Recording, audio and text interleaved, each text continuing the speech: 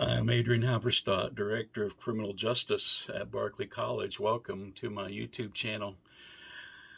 We like to focus on justice, setting things right in our world today, particularly in our nation. And one of the ways to set things right is to maintain the standard or the original intent for which something was designed. And I would like to speak with you about our nation in the sense, are we a republic or a democracy?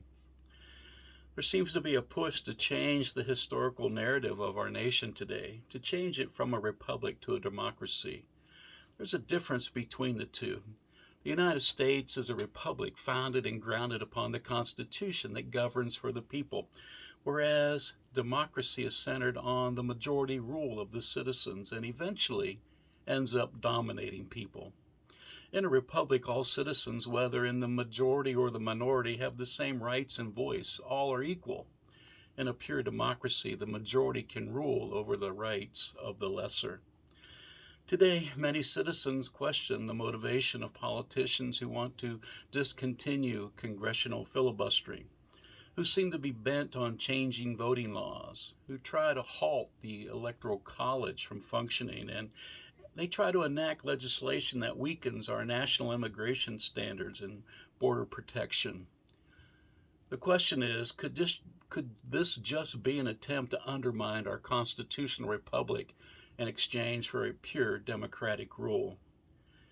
If this is the case, how long will it take until the anti-republics purport a new Pledge of Allegiance to replace the current version that was established in 1892?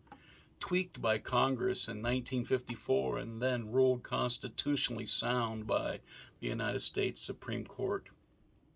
The United States Pledge of Allegiance is an excellent reminder to citizens and government that our loyalty is to a republic, one under God, with liberty and justice for all. These are the founding principles of our nation's law, our governmental processes, and our ethics. If America were a pure democracy, our duty as citizens would be to the majority's will and to those whom they elect. A majority vote at a ballot box could decide to no longer follow the higher law of the Constitution. Politicians would be empowered to impinge on the God-given rights and liberties of individual citizens who they deem to be a hindrance to the will of the majority, or to those who hold values that stand in contrast to how they would want to influence the direction of the nation. A country not kept in check by a constitutionally backed republic could silence parents who want to demonstrate civic concern about their child's public education. A pure democratic society could pass legislation to suppress Christians who choose to hold to biblical and historical religious values on such issues as the sanctity of life, human sexuality, and marriage. They could arrest and confiscate the property of citizens for simply exercising their right to free expression, as was in the case of the Canadian truckers during the pandemic. In such a land, the police and military would be obligated to defend the majority's will rather than to enforce the higher law of the Constitution. However, in the Republic of the United States of America, law enforcement and military personnel are sworn to uphold the Constitution and oppose any act of tyranny seeking to undermine the liberties and freedoms of American citizens, even if the opposition is the government. Absolute power corrupts absolutely. Historic legislation prohibits law enforcement and military from taking up arms against citizens when they are protesting and protecting their constitutional rights. Outside of a full-fledged insurrection, the military and law enforcement of our great land must back the Constitution, and they must back the citizens of the United States.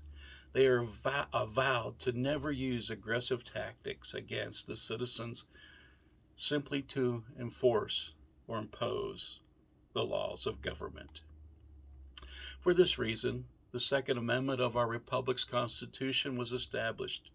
Citizens must guard their God-given rights and be ready, bearing arms, to stand against democratic oppression should the need arise.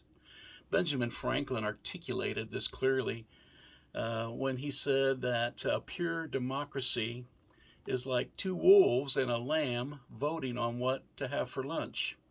Liberty is the well-armed land contesting the vote. Unchecked democracies are subject to tyrannical rule. The government by majority rule leads to oppressive and such tyranny. Our founding fathers understood this reality. George Washington held that a pure democracy is nothing more than mob rule, where 51% of the people take away the rights of the other 49%. John Adams pronounced in 1814 that America should remember that democracy never lasts long. It soon wastes, exhausts, and murders itself. There has never been a democracy that has not committed suicide. John Marshall spoke, the difference between a republic and a democracy is like the difference between order and chaos. By intent, democracies make hasty decisions through a majority vote, and republics are slow and methodical, working in a bipartisan manner, considering the God-given rights of all citizens.